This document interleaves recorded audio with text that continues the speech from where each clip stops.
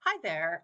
Okay, this video is going to be a brief revisit of what was done in the demonstration in person, or some of you I have met with in person, but I just wanted you to have something to be able to look back on because I think in some cases it might have been a while, so that you can revisit on the basics of MindTap for the Plazas book and how to use it.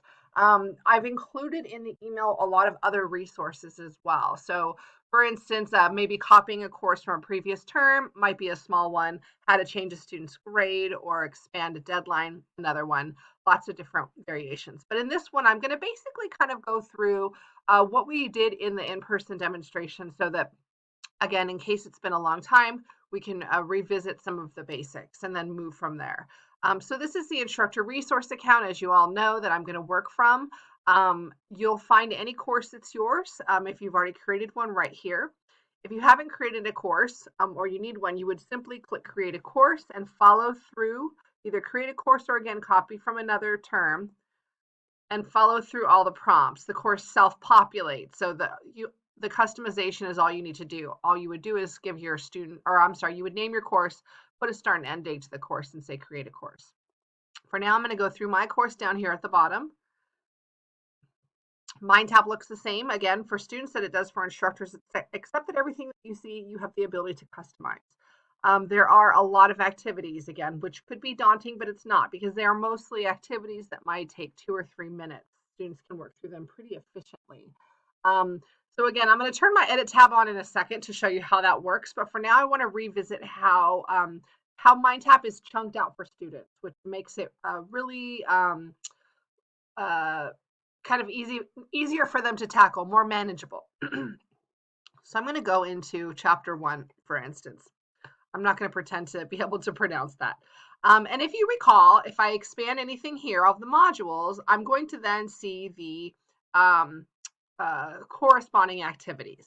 If you recall from when we met, we have chunked it off into a ready. And a ready activities are where students can click in, and it's very low stakes. It's going to be, again, take them just a couple minutes, but it's going to really help them to kind of understand what they're learning, what any given concept is. So they'll read a prompt here and they'll try it.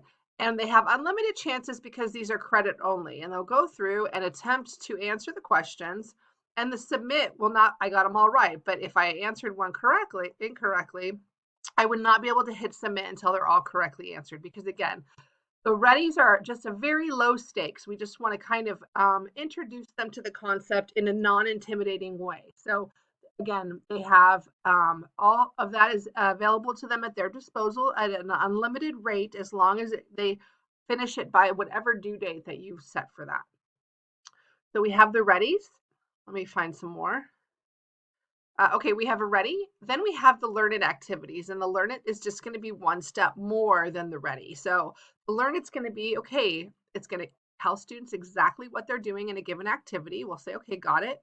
Again, we're going to have this plane on this side. This one has to pronunciation, and then I'm going to try it over here. Again, credit only, unlimited chances, so I can go through, quiz myself, and I'm not able to submit this until everything is complete and correct. They can do that as many times as they want. So again, unlimited chances at um, the ready. So we got the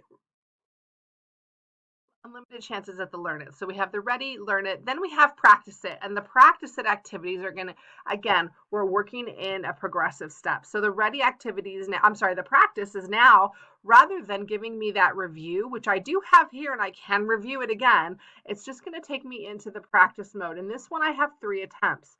So it's not going to tell me what I've gotten correct or incorrect.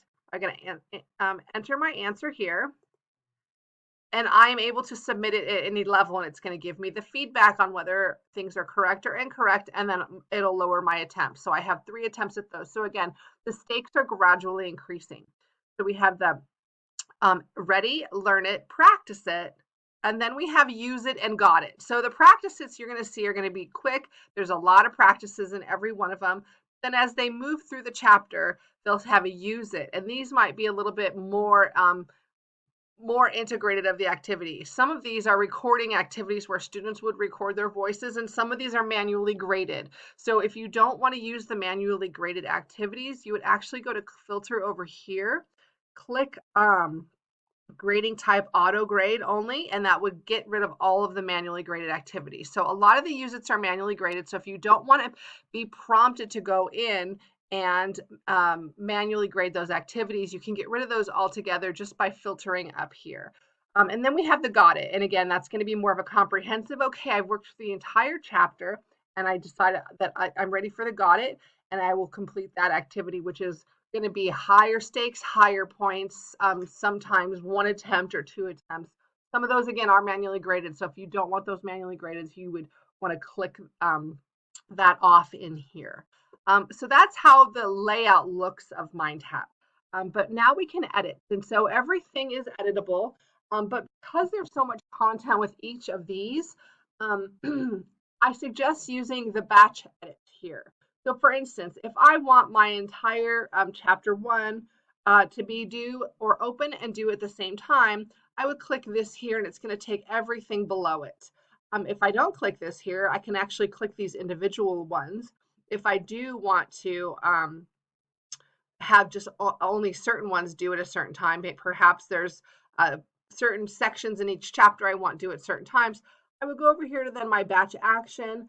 I could hide things in a batch action because if there's things I don't want to use, I could hide them all together, but I could go to edit dates here. And this is where I can actually put an available date and a due date, save it, and will automatically apply to those activities. If you recall, then once you start to add activity dates to each chapter, the students can go actually over to their calendar view here and see whatever activities are due within a given week. So they're able to go to the week, find the activities, and click right in because those are something that's due in the given week that they're in. So it keeps them organized, especially with so much content. But again, if I come back over here to my learning path view, I can edit at any level. So if I click here, again, that's where my batch action comes up here. If I don't want to do that and I want to edit per activity, I could edit straight from the activity where I could actually add to the description. I could change locations if I want to, and I could add the start and end dates to those activities. Moreover, like I suggested, if there are activities that you don't want to use, you can hide them. It hides them from your panel and from the student's panel altogether. So that is essentially the best way to begin to customize MindTap is to start to go through the activities. A lot of them are going to be what you're used to within MindTap or very similar. They're very thoughtful activities, so there's not a lot you might want to hide except for, again, if you don't want to filter through with the manually graded. So my best suggestion is to work through each chapter. Begin to add your start and end dates. If you don't want students to work ahead, you do want to give a start date because if you do, the default is that everything will be open for students from day 1. So it's up to you and how you want to manage the class. Some instructors don't want students to work ahead and do homework ahead, so they will close everything off at a given chapter. As we did note in our meeting in person, everything is customizable, but we don't leave it all on your plate. If you want to go through, if you want us to delete all your manually graded activities, we're happy to do that for you, so you don't have to deal with that at all. If you have a syllabus and you cover certain chapters, and based upon your syllabus, you want those chapters to open and close at a certain time, we are more than happy to assist you with that as well. You will likely hear from a digital solutions specialist, and her name is Sherry. She'll offer her services. That's what she does. She works with instructors on a customized schedule to help you plan your course and customize it to meet the needs of your course. This is also integratable into your campus LMS. If that is something that you'd like to accomplish, let me know because it can be tricky. So we want to make sure that you're doing it in a really clean and useful way. At any rate, this is kind of that basic overview. I know we talked about it in person if you were at any of those presentations in more detail, but again, I wanted to just revisit how this is built as far as those 5 steps, and then how to begin to edit dates, put start and end dates, etc. The Progress app is over here, and actually there's a lot of functionality once students begin to enroll from the Progress app. So if there is, if students need to have um, an assignment open again, or if they need an extension on assignment, that all comes from the function of the grade book. But that's, again, something that we can revisit as a situation comes up.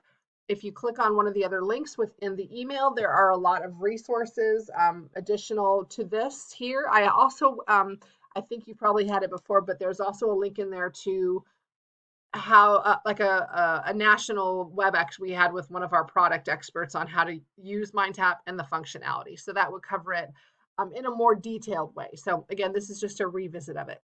So if you have any questions, I look forward to talking with you on a one-on-one basis, and let us know how we can help. Okay, thanks so much.